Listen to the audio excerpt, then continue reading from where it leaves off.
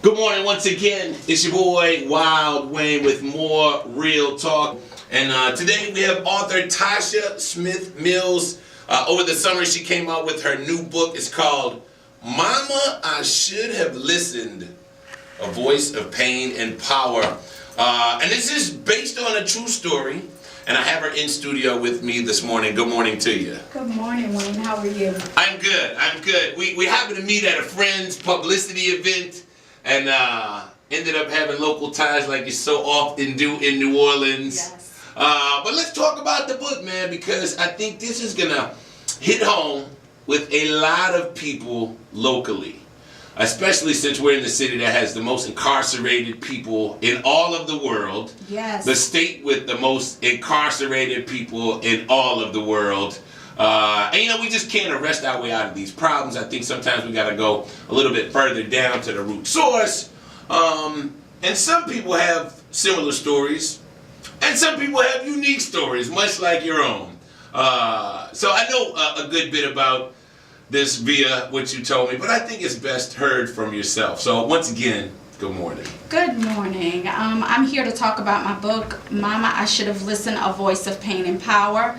It's about my journey with my son, who received 40 years in prison in Texas at 17 years old for aggravated robbery. Right. And it's about our pain. It's about our whole story, the life that we lived.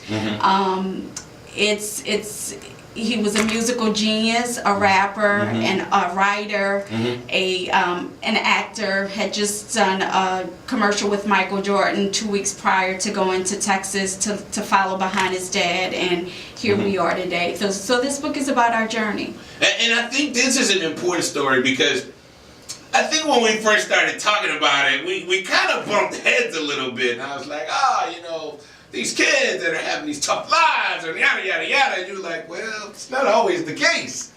And it sounds as if your son was artistically gifted.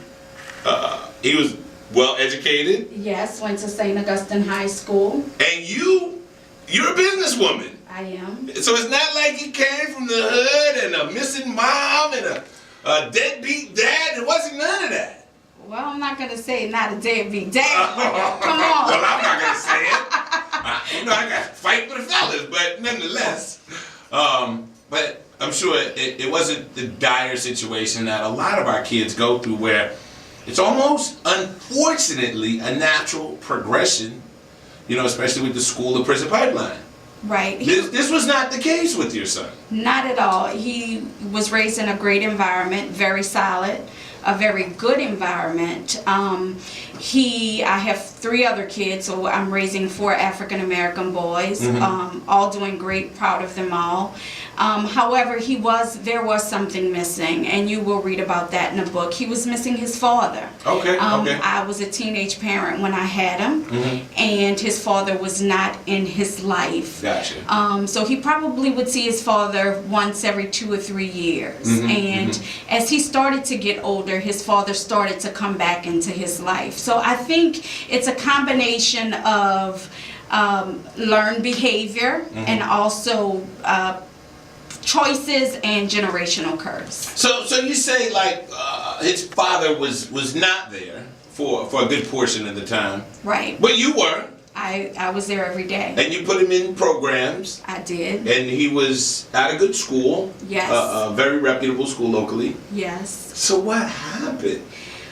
Tell me the story about what happened. And then we're going to delve a little bit deeper into just the problematic part. But what happened to him? After Katrina, we lived in New Jersey for a year after Katrina. Prior to Katrina, he was a student at St. Aug, and then when we came back, he also was a student at St. Aug. But prior to Katrina, I started to have just a few problems with him, with skipping school, just acting out. Junior high-ish age? Yeah, okay. 9th, 10th grade, what most kids do. But then it started to really get bad when we got back from Katrina, and he started to spend a little bit more time with his dad. Okay. right? And it went downhill. It went downhill Instead after of that. uphill. Uphill. Not uphill. Right. Okay, And okay. so we started to have a few problems. I got, Jefferson Parish involved because it really, really got bad at that time. And I was going through a few personal problems. My mom was dying. I was going through, relationship problems at home. Right. And he just was rebellious. He was being really, So really what was he doing rebellious. like that? Give me an example of something that happened. Started selling drugs. That's bad. Yeah. That's really, really bad. In Jefferson Parish? I don't know where he was selling them, Wayne. What, you were living in Jefferson Parish? I was living in Terrytown in Jefferson Parish. Okay. Yes. In Gretna, Harvey. Yes. And the last time he, went to jail. Did you know he was selling drugs? I did not. Was it I like did not. weed or Weed. harder drugs? It was weed. Okay, still. It was weed. Right. And he, at 17, he came home and said, "Mom, I'm going to Texas to live with my dad." His dad had recently moved to Texas after living with a family member here, and he said, "I'm going to live with my dad." Okay. Well, I was showing tough love. I had enough. Fine, bye. You don't want to go to school? Well, I'm kind of giving up because my hands are tired, and I'm really tired at this point. Had just lost my mother, and he decided to go to Texas. And then maybe 4 months later, 2 weeks shy of his 18th birthday, his dad called and said he was in prison with a $250,000 bond. Wow. Yes. So him going out there to his dad did not improve. Actually, it got worse. Okay. It got worse. And then what ended up happening? What did he get charged with? He got charged with 2 counts of aggravated robbery with a toy gun. Oh, wow. The gun was never found. And I turned my back for a while because my heart was broken. Again, I had 3 other kids that I had to raise, and it was just a bad time for me. And I needed to show some tough love. So I turned my back, and he got a public defender. He got a public defender. No, we didn't pay for any attorneys because, again, I was showing this tough love. I'm tired of going through this. Right. But that day in the courtroom, September 16, 2009, it was a death sentence for me when they said 40 years. Wow. Yeah. That's a long sentence. So that wasn't his first offense. It was he was charged with 2 counts. So it was his first offense in Texas and as an adult. Wow. So what was your feeling when the gavel pounded and he said your baby boy had 40 years? I felt hopeless. I didn't know what to do. I remember driving home from Texas. Came home and took every pill in my medicine cabinet because I wanted to numb the pain. But it wasn't the pain that needed to be numb. It was my heart. My heart was broken in a million pieces. My eldest son received 40 years in prison. I mean, I don't know if I'll be living in 40 years, Right. So it was really, really, really hard for me. And I settled in that depressed state for such a long time. My business suffered. I'm a talent agent, as you know. I owned a boutique on magazine. I'm also a paralegal at a law firm, and everything in my life suffered. I lost almost everything that I had. Wow. So even taking all of those pills and even the business losses, it didn't change the problem though. It didn't change the problem. It only numbed it for a while. So what was your point of change? I went to the doctor 3 weeks later after not eating. Everything that I was drinking, it just wouldn't stay down. Right. So it was time for me to go to the doctor. I went to the doctor, and the turning point was when he said to me, "If you don't get it together, you'll be dead in 2 weeks." I lost weight. I was losing hair. I was just in a depressed state. I didn't bathe for weeks. And it was a really tough time for me, as I'm sure so many other parents are going through the same thing. Wow.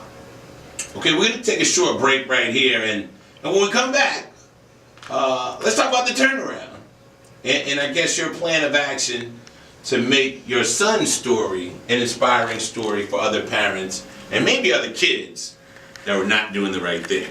Because there are signs, and I know there are ways to get our kids back on track. Yes. And that's part of the book. She actually not only wrote it, but it's co-authored by your son that's still incarcerated. Yes. So we'll talk about that more. We have Tosha Mills with the new book, Mama, I Should Have Listened. We'll talk more about it when we come back. It's Real Talk on Q93. More Real Talk. Today we have author Tosha Mills.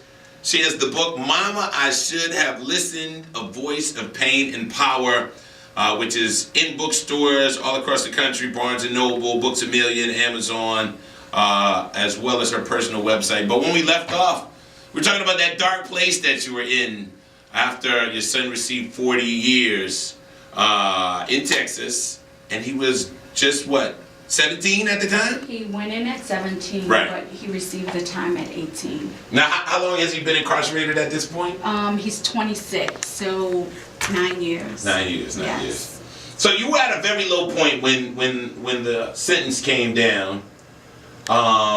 Went through some depression, severe depression. Yes. Lost a lot of the greatness that you had with your occupation and your businesses and your endeavors. How did you make the turnaround and come up with this book and provide inspiration to get better and help your son do better? Well, writing is very cathartic for me. Okay. So I journaled.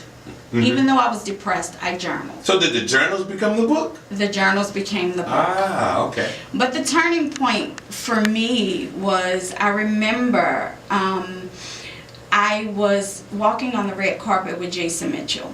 And he looked at me and said, "Thank you, I wouldn't be here if it wasn't for you." Mm-hmm. And that was a turning point, because I looked at him and I said, this should have been my son. Wow. My son was this actor. He was this musical genius. Everything Jason was, my son was. Right. And so I got on that plane the next day after leaving out of LA, and I said, it's time for me to do something.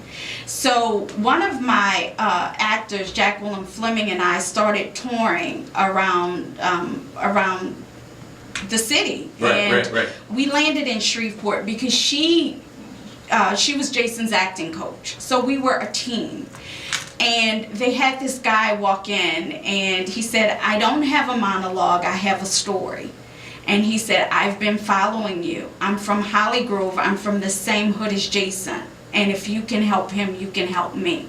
But Jason went on social media and publicly thanked me and said, thank you for bringing me from the hood to Hollywood. Mm-hmm. And so I had all these people calling me, and he was one of them who showed up. Okay. And I asked him, why didn't you come to our seminar in New Orleans? He said, I was in prison.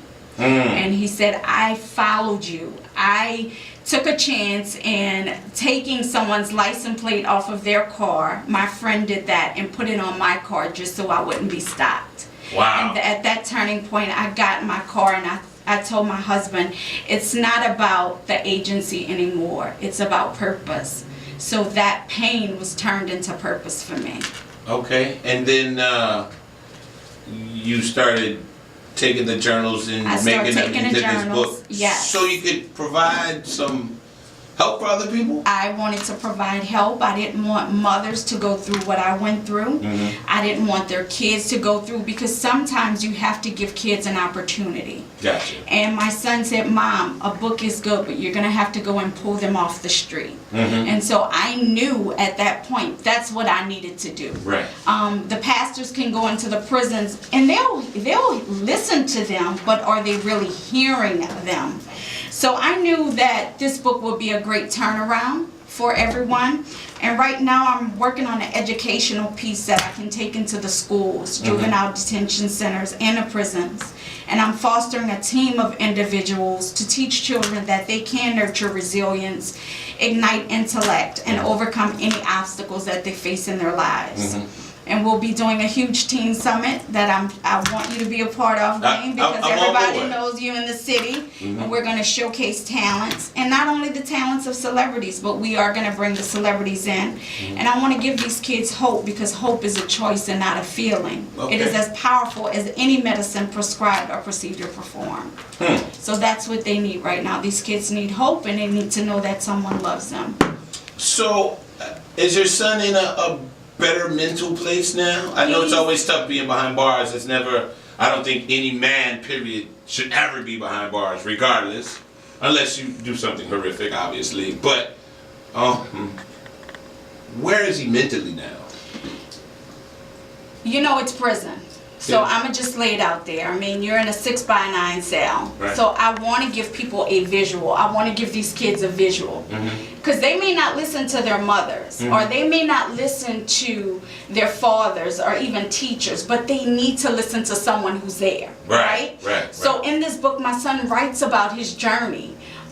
He writes about that mental place that he's in. You know, living in a 6x9 cell, eating bologna sandwiches and drinking milk, cold milk, is not a fun journey. Right, especially when you were in a great situation. When you lived in your own house and had your own room and drove a car every day, Right. and now you're living in a place where you're waking up at 3 a.m. and you have to take a shower, and sometimes it's not a hot shower, it's a cold shower. So I want to give these kids visual. But to go back to your question, he's in a place. He's in a place, and that's all I can say. Right. Mentally, it's very disturbing. Right. But we're trying to get him to a better place. That's why we're writing another book together. Okay.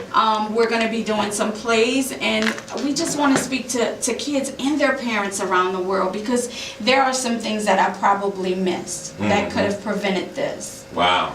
Yeah. Sometimes it's a rat race out there. You're trying to provide for your family and keep everything intact, and you sometimes miss things. Yes. But hopefully this can serve as maybe a little blueprint for some other parents, so they don't miss those things. Absolutely. And I think you picked the perfect title, and I'm sure that's from the mouth of your son. Mama, I should have listened. Yes, Wow. and he says it all the time, and that's how we came up with the title of the book, because every time I go to see him and no one else is there. His dad lives in Texas, Wayne, and hasn't seen him one time in 8 years. Cool. And I will say this, the same little boy that I saw on that football field when he was 10, or, you know, performing in recitals and that empty seat was there, that's the same eyes that I see when I look at him behind that prison cell, behind those bars. No one's there but him and me. And I have to drive to Texas. He's in Amarillo, Texas, which is 14 miles away. It could be very 14 hours. 14-hour drive. Right. It could be very expensive, and Right. it's also a very daunting reality. Right, You know, right. so That's got to be a long ride. it's a long ride. Especially It's a long coming back. ride back. Yeah. A very long ride back. I wish you the best on everything that you got going with the book. If Thank folks you. want to pick it up, once again, it's Mama, I Should Have Listened, A Voice of Pain and Power. It's in Barnes & Noble, Books A Million, on Amazon. And what is your website? It's www.Tosha, Tosha Mills, Mills.com, and you can buy the book there, and I'll send some autographed copies. We're also going to have support groups for parents who are going through the same thing, and so we can channel their pain into a positive energy. That's a beautiful thing. I thank you for coming up. And Thank you. Sometimes it probably is tough to do, but I think it'll be very valuable to many, especially since we are such an incarcerated city and state. Although your son is in Texas, this story is replicated in different zip codes across America every day. Yes. So, once again, thank you. Thank you, Wayne. And we'll have more coming up. Y'all make sure and get a copy, once again, at those various outlets and on the website. It was Tosha Mills, my guest today on Real Talk, right here on Q93.